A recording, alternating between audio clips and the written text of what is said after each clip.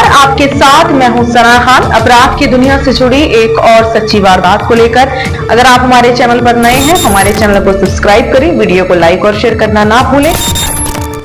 Operation red prairie. Cyclonal cell की तूफानी आंधी में मादक द्रव्य तस्करी के बड़े बड़े स्तंभ एक के बाद एक हो रहे धराशायी। जी हां, इस बार ऑपरेशन रेड प्रेयरी चलाकर नशे का बड़ा सौदागर 50,000 का इनामी सूत्रधार भजनलाल का नशा साम्राज्य किया नेस्तनाबूद। जोधपुर रेंज में पुलिस महानिरीक्षक श्री विकास कुमार ने बताया कि नशे के सौदागरों को जमीन सुंघाने का महाअभियान परवान चढ़ता हुआ अपने चरम पर पहुंच चुका है। एक के बाद एक धमाकेदार धावों से ध्वस्त हो रहा नाशावीरों का तहखानी साम्राज्य।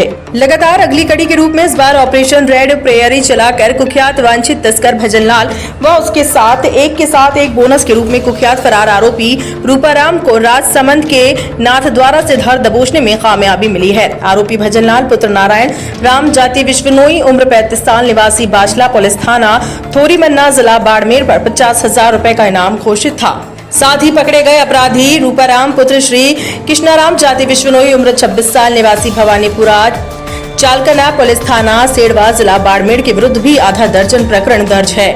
रूपाराम 3 राज्यों में सक्रिय अपराधी रहा है तथा उस पर मध्य प्रदेश, गुजरात और राजस्थान में प्रकरण दर्ज है। रूपाराम मध्य प्रदेश से पेरोल से फरार चल रहा था तथा गुजरात के 2 प्रकरणों में 4 साल से वांछित था। दोनों आरोपियों के विरुद्ध मादक द्रव्यों की तस्करी, वाहन चोरी, आर्म्स एक्ट, फर्जी नंबर प्लेट, छीन झपट इत्यादि के अनेक प्रकरण दर्ज है। नशे का व्यापार का बही खाता भजनलाल प्रत्येक सप्ताह एक बार नशा यात्रा कर मध्य प्रदेश, चित्तौड़ से राजस्थान तक छोटी वाहनों में 3 से 4 क्विंटल डोडा चूरा लाया करता था। इस प्रकार पिछले करीब 1 साल में लगभग 150 से 170 क्विंटल डोडा चूरा राजस्थान के मरवाड़ इलाके में आपूर्ति कर खपा चुका है। ज्ञातव्य हो कि ये क्रम पिछले 10 साल से चल रहा है और इस बार साइक्लोनर की टीम ने ऑपरेशन रेड प्रेयरी चलाकर इन नशे के सौदागरों को धर दबोचा है।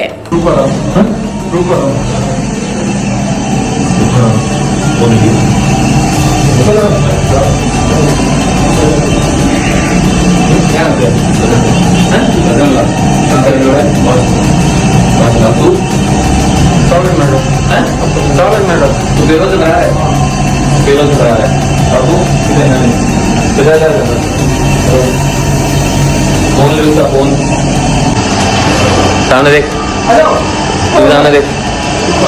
हाँ, तेरा क्या नाम है? हैं? कहाँ का रहने वाला है तेरा? तू पेरोल से फरार है?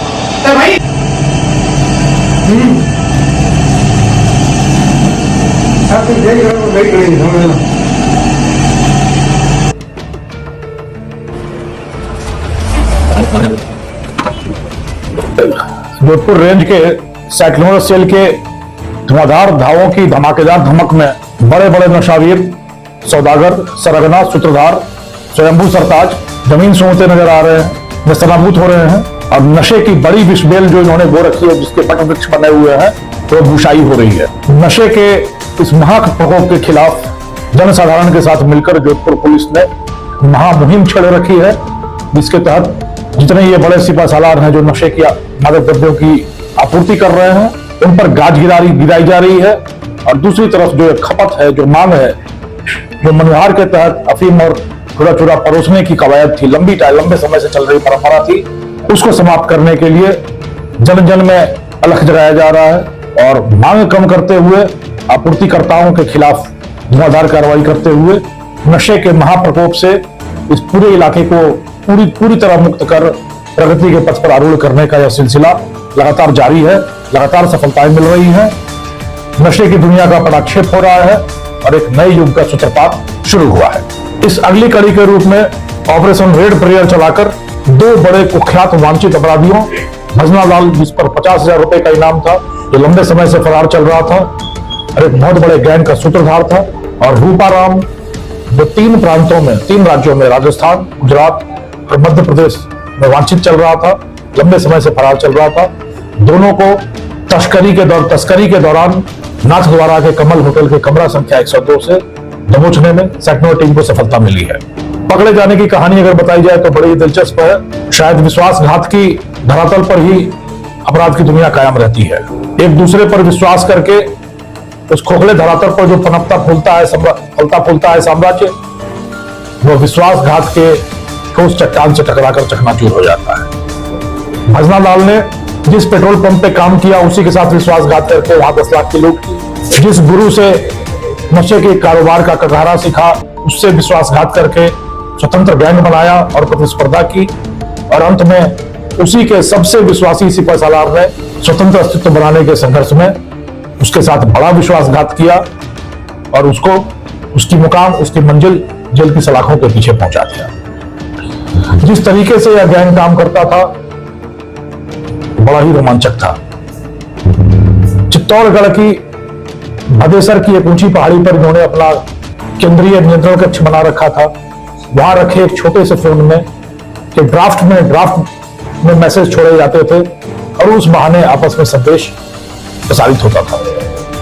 उसी तरीके से काले बाजार से वाहन 2 सेकेंड हैंड खरीदे जाते थे, उनका इंजन नंबर और चेसिस नंबर मिटाकर एक बार इस्तेमाल किया जाता था और फिर उसको नशे के छोटे व्यापारियों को बेच दिया जाता था। इंजन नंबर और चेसिस नंबर इसलिए मिटाए जाते थे ताकि पुलिस उस वाहन के असली मालिक तक पहुंचकर खरीदारों का पता लगाकर उन तक ना पहुंच पाए।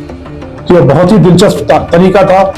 और यदि आप देखें पटकथा तो बड़ी शानदार पटकथा थी। एक जगह पर एक रात के बाद दोबारा नहीं रुकना, एक गाड़ी से एक बार के बाद दूसरी बार तस्करी नहीं करना, एक फोन एक दिन के बाद दूसरे दिन यूज नहीं करना और एक मार्ग से तस्करी करने के बाद उस मार्ग को दोबारा यूज नहीं करना। इतने शातिर और सतर्क तरीके से यह गैंग पिछले 11 सालों से नशे का कारोबार चला रहा था। इसलिए पिछले काफी समय से इसके पीछे पड़ने के बावजूद इस गैंग की जड़ तक पहुंचने में बहुत दिक्कतें आई सेक्टर टीम को, पर अंत में घर के भेदी में लंका ढाया और अपने ने ही अपने सूत में सुराख किया। मैं उम्मीद करता हूं कि इस गैंग के खुलासे, इनकी कारगुजारियों के पटाक्षेप के साथ ही नशे की दुनिया के एक बड़े अध्याय की समाप्ति हुई है और नशा मुक्त समाज की दिशा में एक ठोस कदम उठाया गया है।